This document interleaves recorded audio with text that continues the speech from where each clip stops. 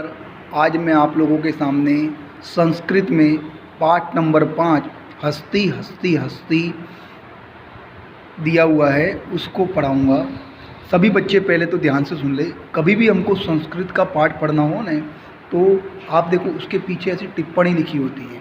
टिप्पणी का अर्थ होता है शब्दों के अर्थ। उसे आप एक बार ज़रूर पढ़ लो। उससे कैसा होगा कि आपको जो शब्द ना आता हो उसका अर्थ वो आप इसमें से आसानी से समझ पाओगे और देख पाओगे।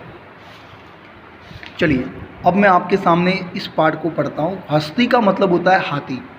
तो देखो यहाँ लिखा हुआ है हस्ती हस्ती हस्ती यानी हाथी हाथी हाथी। दिव्या देवी सृष्टि यानी देवी देवताओं की एक दिव्य सृष्टि है, दिव्य सर्जन है उस। कदली सदृशी सुंडा यानी कदली का मतलब क्या होता है, देखो यहाँ लिखा हुआ है। आप कभी ना आता रहे तो यहाँ से देख लिया करो। देखो केले के जैसी उसकी सूंड है। कदली यानी केला होता है। केले के समान उसकी सूंड है। स्तंभ समाना पादाह। पादाह यानी पैर। देखो यहाँ पर लिखा हुआ होगा। अगर ना आता हो तो इस पे पीछे देखोगे तो लगभग मिल ही जाएगा आपको। हो सकता है कभी कभार ना मिले। पादाह यानी पैर। तो स्तंभ के समान उसके पैर होते हैं, मजबूत। आप देख लो यहाँ से ध्यान से, ये स्तंभ है, उसके समान उसके पैर होते हैं। सुरूपाकारो कर्णो, उसके कर्ण कैसे होते? कर्ण यानी कान। कर्ण यानी कान। संस्कृत में कान को कर्ण बोलते हैं।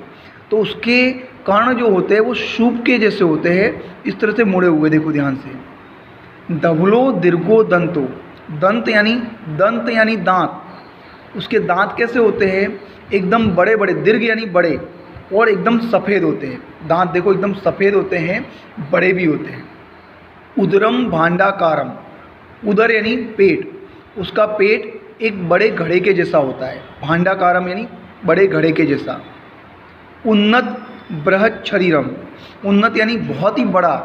उन्नत देखो यहाँ पर लिखा हुआ है। उन्नत यानी ऊंचा। ऊंचा और बड़ा, बहुत ही बड़ा उसका शरीर होता है हाथी का। अल्पम तुच्छम पुच्छम। उसकी पूँछ कैसी होती है? छोटी होती है। हाथी की पूँछ हमेशा देखना आप छोटी होती है। अल्पम यानी छोटी। अल्प। अहो अहो विचित्रम। बहुत ही ज़बरदस्त विचित्र प्राणी है ये। पर्वत सदृशे गात्रे यानी पर्वत के समान आप देखोगे तो उसका शरीर है। आप हाथी के शरीर को देखोगे तो आपको ऐसा लगेगा जैसे पर्वत के समान विशाल है। सरसप सन्निप नेत्रे। सरसों के समान उसके नेत्र है। कथम अति बलवान एषः। इसको पढ़ने का ध्यान से देखो। कथम अति बलवान एषः। देखो यहाँ जो शब्द ना पढ़ना है उसका संधि विच्छेद करके भी दिया होता है, पढ़ना तरीका आवे। कथम ये दो शब्दों से बना है। कथम और अति बलवान इसको जोड़ के बनाया गया है। कथम अति बलवान यानी बहुत ही बलवान शरीर होता है हाथी का। अंकुश मात्र भीतः। इसको पढ़ने का तरीका अंकुश है। अंकुश मात्राद भीतः यानी उसको अंकुश में लेने से ही डर लगता है। हाथी के पास जाने से उसको अंकुश में लेने से डर लगता है। बड़े प्रेम से रहोगे तो हाथी आपके पास प्रेम से आएगा। अब उसके बाद बात करते हैं अपने इसके स्वाध्याय की। तो देखो निम्नलिखित शब्दों का उच्चारण शुद्ध, अपने को शुद्ध उच्चारण करना है। इसको पढ़ना क्या है? दैवी, सृष्टि, कदली सदृशी, शुंडा, स्तंभ समानाह। इस बिंदी को हा पढ़ते हैं, याद रखने का। दो बिंदी हा पढ़ी जाती है। सुरूपाकारो। कर्णो, कर्णो यानी कान। भांडाकारम। उन्नत बृहत शरीरम। पुच्छम पर्वत सदृशे। अंकुश मात्रा। उसके बाद सेकंड में क्या है? हाथी के विविध अंगों के नाम चित्र में से देखकर आयताकार में लिखिए। तो आप लिख सकते हो जैसे ये कर्ण है। कर्ण, कर्ण यानी कान। कैसे लिखोगे? ये क और ये ण। कर्ण, कर्ण यानी कान बराबर। इसको उदरम बोलेंगे। उदरम यानी पेट। उदरम, उदरम यानी पेट बराबर। उसी प्रकार ये है दंतः। दंतः यानी दांत बराबर। उसी प्रकार ये है पादः। पादः यानी पैर बराबर। इस तरह से बिंदी दो लगा देनी है पीछे बराबर। आप इस तरह से करोगे। और ये क्या है? नेत्रम।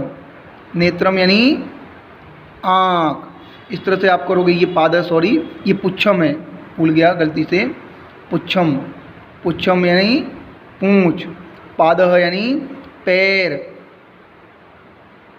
बराबर। इस तरह से आप करोगे। और देखो लिखा शुंडा, शुंडा यानी सूंड, ये हमारा पूरा हो गया। इस तरह से आपको करना है। उसके बाद इसके काव्य पंक्तियाँ सुवाच्य अक्षरों में लिखिए, यानी सुंदर अक्षरों में इसको यहाँ उतारनी है। उसके बाद ऊंची जोड़े मिलाइए, इसको आपको इसके साथ मिलानी है। आप पढ़ोगे ना वाक्य यहाँ पर तो आपको मिल जाएगा, जैसे सुरपाकारो कर्णो हो, तो देखो सुरपाकारो कर्णो, कर्णो कैसे है सुरपाकारो के, बराबर। तो पाँचवें में क्या आएगा 4 नंबर, बराबर। उद्रम कैसा है भांडाकारम, तो 1 नंबर, बराबर।